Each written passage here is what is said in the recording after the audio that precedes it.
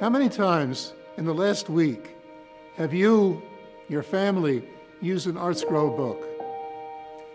Chumash, Siddur, Gemara, Machzor, Tanakh, Medrash, Rashi, Ramban, cookbook, Emunah, Tefillah, children's books. How many times?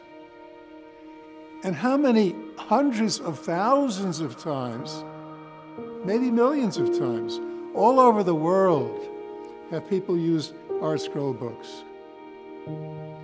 In two words, what made it possible? Meir Zlotowitz.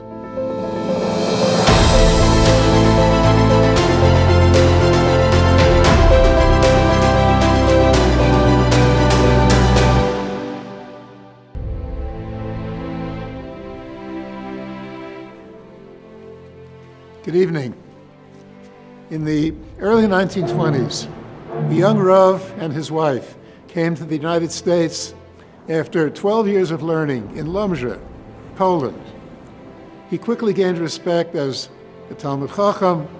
He was a Moyel, Mashgiach, and in 1927, he became the Rav of a shul. Torah education was scarce, and Shmir Shabbos was dwindling in the America of the 20s, 30s, 40s. Life was hard for Rabbi Aaron Zlotowitz and Rabbi Fruma, but they persevered. Their youngest son was born in 1943. The doctors did not think he would make it. They gave him a very small chance to live. But he fooled them, the way he fooled naysayers all of his life. Meir Yaakov Zlotowitz was a normal kid, went to yeshivas RJJ, good head, not an athlete. He was a stutterer, but he had a great sense of humor, and he had real good artistic talent.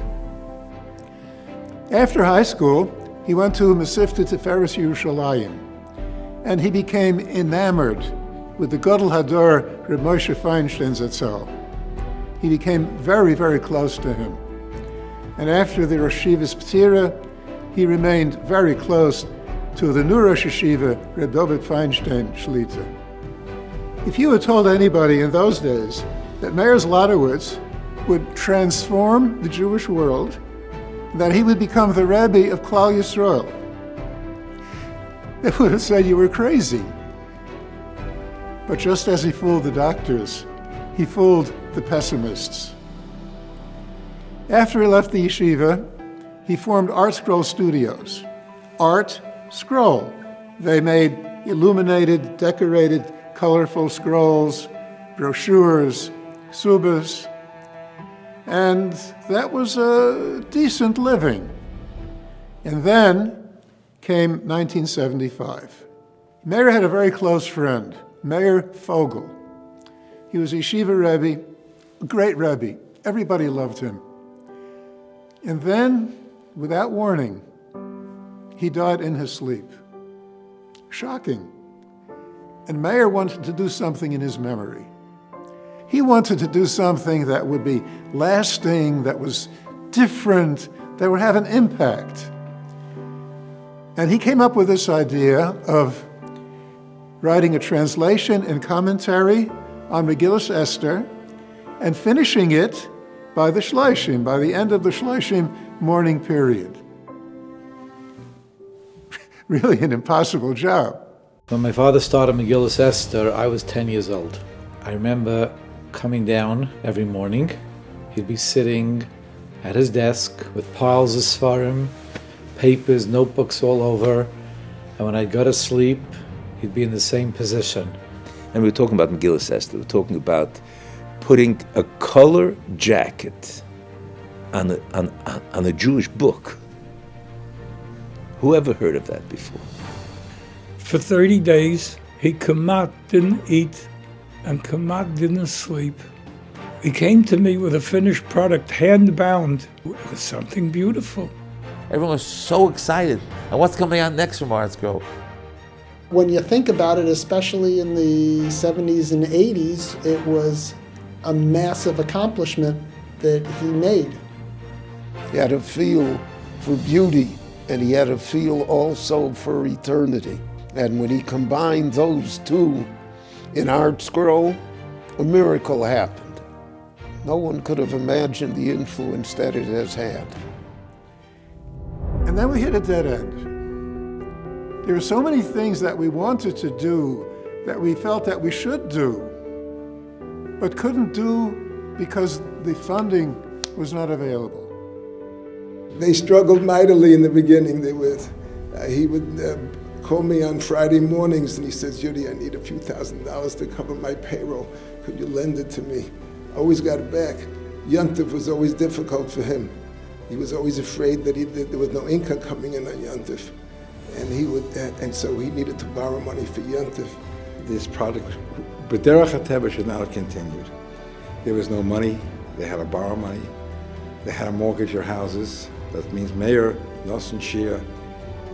And never did I hear him complain, "I think we have to close my office, that's not going to work," like I have from many clients, but they're not doing well. No, he had to go on. It was going to work. And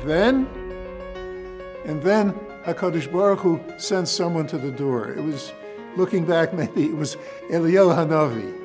The reason I got in touch with ArtScroll was that I was enormously grateful for ArtScroll for having opened up Hebrew literature, religious literature, to me for the first time in a way that I could understand.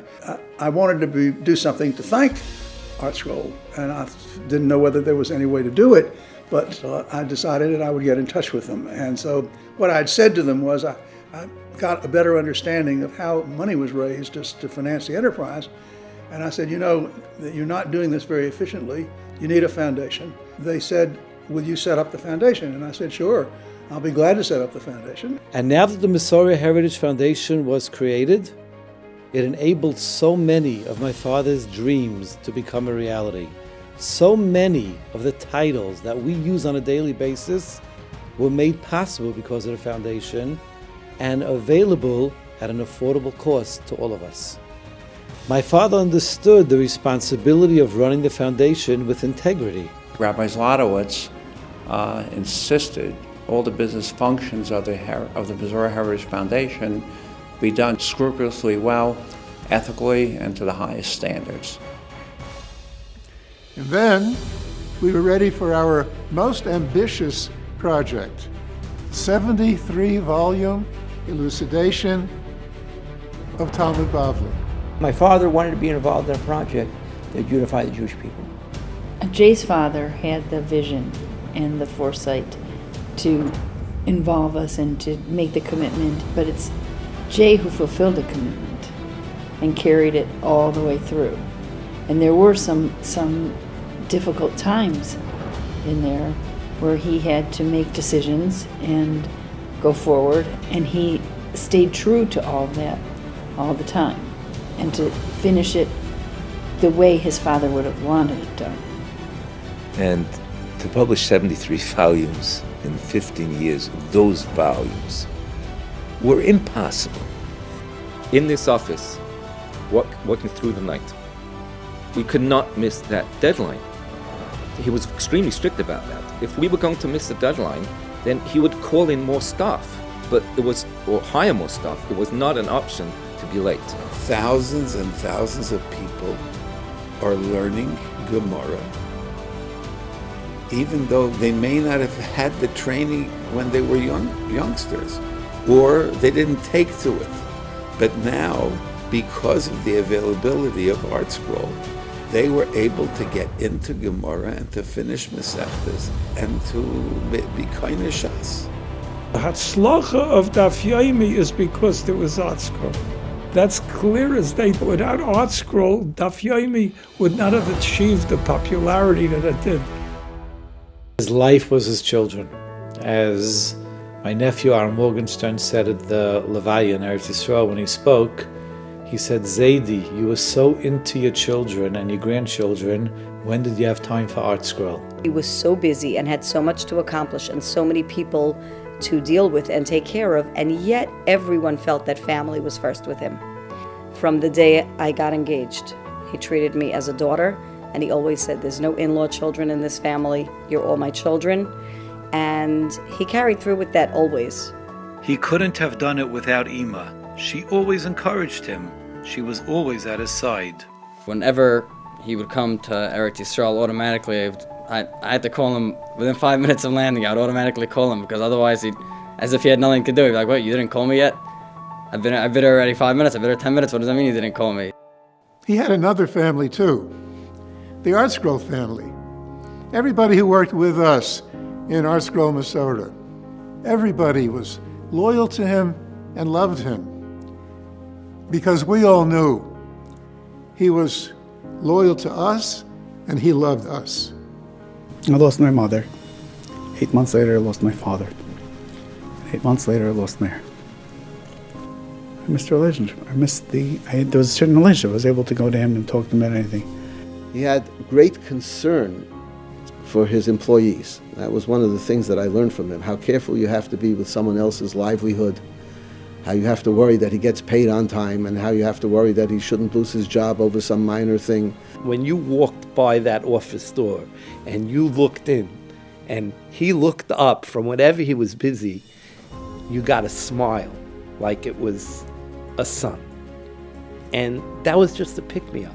I'm a Baal Tshuva, and my parents weren't religious, my grandparents weren't religious, and to have somebody that's religious part, being a religious part of my life, to care about me so much and to be able to appreciate and always, ask how am I doing, how is my day, how am I feeling, it's a very special thing. He didn't hesitate to critique you, but when he would compliment you, you just felt engulfed by his warmth. To me, the thing that struck me so much about him was his pursuit of perfection. Perfection from everyone, and he pushed everyone for perfection because he expected perfection from himself. He was a perfectionist. If you want excellence, you got to demand excellence. He's not a person who looked for covet at all, but when you looked at him, you saw this was an Adam HaShalim. He carried himself a certain way. Exactly. And he was a real gentleman. He was a scholar. Whatever he did with great quality, and it had to be right. He could very easily speak to Abel Yosef, to Chaim Kanyossi, and at the same time to a businessman, a banker from a different world, even not a Jewish business. He was a bridge, but he himself was on both sides, not just a bridge. He was on both sides. He had so many people who considered him to be one of their best friends, and he really was. Not just dedicators and supporters, troubled people, down and out people, people who needed encouragement. You could go to him with a personal problem, and he would do whatever he could to help you. And I was once finished preparing a speech, and he said to me, am I ready? And I said, I'm ready. I'm just debating one thing. Should I not say it? So he said, what is it? So I told him. He looks at me and says, say it, just say it. And I said, okay, I will say it. 3 hours later, he comes over to me and says, I thought about it a lot. Please, don't say it. Not a good idea. And if I should have said it or not said it is not the point. The point is that this man, who was so busy, who had hundreds and thousands of people that would do anything for 5 minutes, he said the words to me, I thought about it a lot, which is a simple statement that he loved me. And I think there are hundreds and thousands of people who believe that as well, that he simply loved us and wanted us all to be the best that we possibly could be. He was a mensch. He was a man that loved me, and I knew it. Right? He made me feel good. He made me feel real. The way that Rabbi Meir Zlotowitz made me feel was like that he only talked to me, and it was a personal connection about me and him, and the rest of the world was secondary. And then if you do a little research and you speak to other people, everybody I spoke to said the same thing. I was Meir Zlotowitz's best friend. Now, someone may take offense to that because they think they were his best friend, but the truth of the matter is so many people thought that Meir Zlotowitz was their best friend. You know, sometimes you have relationships with people in Meistis and, you know, you're a donor, so they're friendly. But this was a lot more than just that. You know, you felt his friendship. I guess maybe there was the Rabbi Zlotowitz, the editor of the Talmud, and then there was the mayor that we knew. He was just so easy to talk to be with. His soul was so open and kind that just to have him as a friend always, it felt so good to talk to him and call him and get his opinion on things, share happy occasions. Meir was just probably one of the busiest guys that I know. But he always found the time to call me up. He had all the answers, and every single thing he said came with not just experience, but also das Torah. He used to tell me, Chanoch, I have no choice. The man did me a favor. I owe him forever. And it's really that midah of Hakor Satov was so strong by him. Anything that I did for him, he was effusive in his thanks and his praise beyond the call of anything that one would normally see. But his Hakor Satov was without precedent. But not only the people that he knew, the people who came in contact with him, what about the hundreds of thousands of people all over the world whose lives have been changed or certainly improved because of what he accomplished? I don't think it's possible for the Atlanta Scholars Kolo to have done any outreach whatsoever without having the polished, professional appearance of ArtScroll, Svarim, ArtScroll books, charts that ArtScroll has produced in order to provide people something to see, to look at, to draw them in. And the first thing I would do is look and try to find the ArtScroll sitter before they're all gone. He made the Torah now that this is part of the life of a person. Today, everybody learns, everybody's learning, and the credit goes to Reb Meir. Reb Meir Zlotowitz was a visionary person. He saw opportunity, he saw a need, he visualized things that 99% of Klal Yisrael did not visualize. He saw the future. It's obviously a call that he answered from the Rabbi Shalom, because whatever he touched in it, it was gold. In our generation, the greatest teacher of the Jewish people, I think beyond anyone's belief, was Rabbi Meir Zlotowitz. He made the Torah available to the English-speaking Jewish world, to thousands, tens of thousands, hundreds of thousands, perhaps even millions of Jews. If it weren't for ArtScroll, not thousands, but there's hundreds of thousands of us. The us spans the length and breadth of the Jewish people.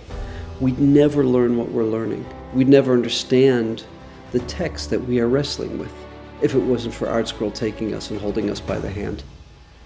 It's not enough to have the Gemara, the Chumash, the Mishnayos. You also need inspiration. You also need to want to learn. And he provided that as well. He made ArtScroll part of the Jewish life, not just from the study side, but from the everyday side. That in my opinion, he was the biggest Marbet Torah Klal Yisrael ever had.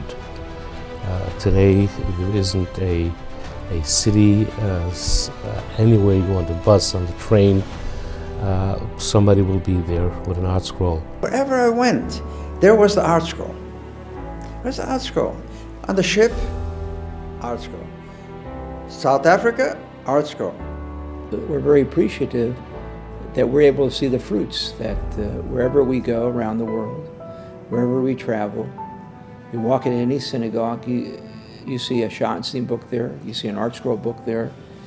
The ArtScroll revolution it's all over. I just saw somebody talking about how he grew up and how things changed. He says when he grew up it was BA, before ArtScroll. Like it's a whole new chronological concept, like BA, this is BC, BCE, BA before ArtScroll. There's all kinds of movements. There's the OU, there's a good, and we're all doing good things. But ArtScroll has reached places that none of us have reached. Gedaliah says now, very often, he says, I don't know how Dad had time for everything. But he really did. He was a person I looked up to, and that whoever knew him looked up to. There's only a few people in my life that I can say really made a big difference, and he's one of them. It really changed my life. There's nothing we could ever do in our lifetime to thank Meir and Nosson for what they did for us and our family. The sense of loss gets greater as time goes by. I feel the void so often when I think of who I can call when a critical issue comes up, when a serious matter, or when I just need somebody to whom I can complain. He was a sounding board, an advisor, a mentor, and he was somebody who left a void in everyone's life because he could deal with everyone at their level and valued each and every person. Reb Meir, thanks. Yeah, we all loved you. We all love you. We all miss you. And we're going to carry on the work that you do. For over 46 years, I worked with Meir every single day and many, many nights. A friend who cared for me for every part of my life. He was a teacher. He was a mentor. He was an educator. He taught me. He brought out the best in me. And I miss him dearly. A normal person would have been full of himself and would have realized that he is the catalyst for all of this. Didn't exist by Meir. I'm God's waiter, and I'm going to do for as long as he wants me to. And I pray that under Gedaliah's leadership, this will continue, and I have no doubt that it will, because he laid a solid foundation. He has made Torah popular. He has changed the lives of countless people. It was this maybe the smoothest transition from a founder to a successor I've ever seen in the nonprofit sector. The key to a successful organization is how it passes down to the next leadership. We have all the confidence in Gedaliah. He has the skills, the drive, the love, and he's going to do it. With Daniela by his side, I have no fear that ArtScroll will continue and thrive and grow just as Meir would have wanted it, and even more so. I can't even believe it that there's already a transition. It's so smooth, so seamless. Gedaliah inherited his power, his charm, his vision, and Gedaliah is going to pull ArtScroll right through for the next 50 years. And we give him a bracha that he succeeds.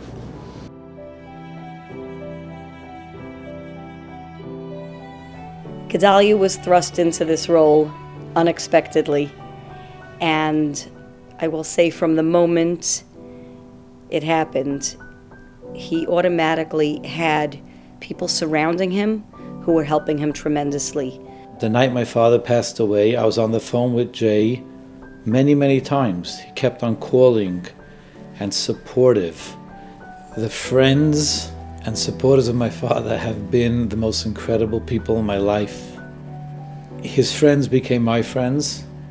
How many of them pick up the phone, Gedaliah, how are you doing? Is there anything I can do for you? Where do you see that? It's because there was a genuine love. It's a family relationship. When you're just a friend with somebody, so the person passes away and that's it, the friendship is over. But when his friends felt that they were part of the family, family's forever.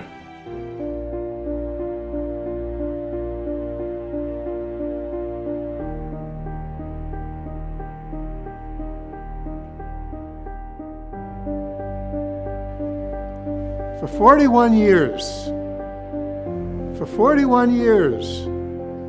in the next office was my friend, my mentor, my inspiration, my Siamese twin. And now, in the next office is my friend, my mentor, my inspiration, my Siamese twin, Gedaliah.